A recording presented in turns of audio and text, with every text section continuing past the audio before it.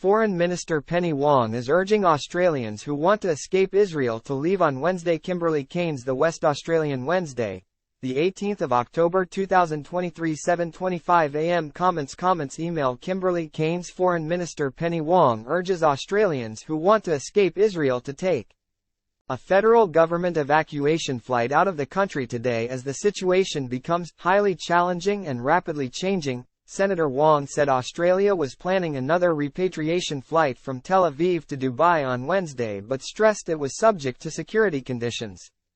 Time equals 400 ms. greater than. We strongly encourage Australians who want to leave to take this opportunity, Senator Wong said in a statement on X, formerly known as Twitter.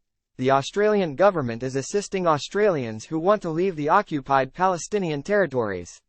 This includes supporting Australians in the West Bank on departure options, including working with international partners arranging transport to Jordan. The situation in Gaza is extremely challenging.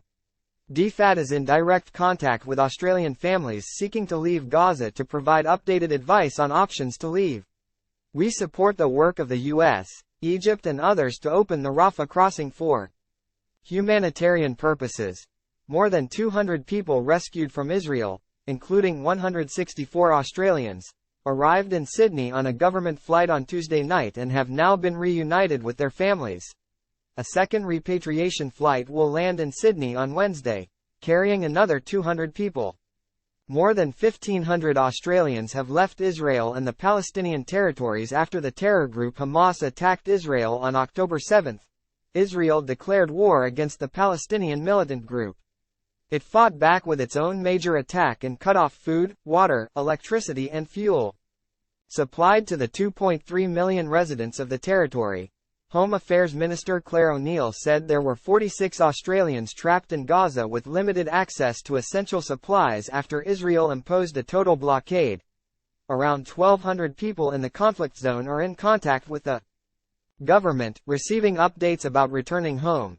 Ms. O'Neil said Australia's terror threat level remained the same, but the Albanese government was vigilant and focused on domestic security. I'm confident that we can get through this in the peaceful manner in which we resolve things as Australian citizens, but please know that we are watching very, very closely and carefully, Ms. O'Neil told Sunrise on Wednesday. I want Australians to think about the duties to each other as citizens at a time like this. We've got a beautiful multicultural country here because people think and care for one another as neighbors, and we just need to take that attitude with us as we go forward. It comes after Labour Senator Fatima Payman called for an immediate ceasefire from Israel in Parliament on Tuesday, saying the nation's retribution against Hamas must not come at the cost of the annihilation of Palestinian civilians. Her remarks followed a motion from Labour on Monday that backed Israel's right to defend itself against the terrorist organization.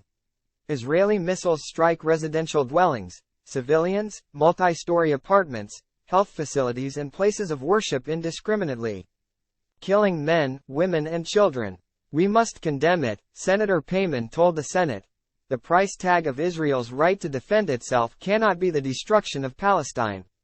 Israel's right to defend its civilians cannot equate to annihilating Palestinian civilians. I hereby call for an immediate ceasefire to come into effect. Ms. Payman was raised in Perth after her father arrived in Australia as a refugee by boat in 1999. She was elected to the Senate in the 2022 federal election and is currently the nation's youngest serving senator. Time equals 400 ms. greater than. Get the latest news from thewest.com.au in your inbox. Sign up for our emails.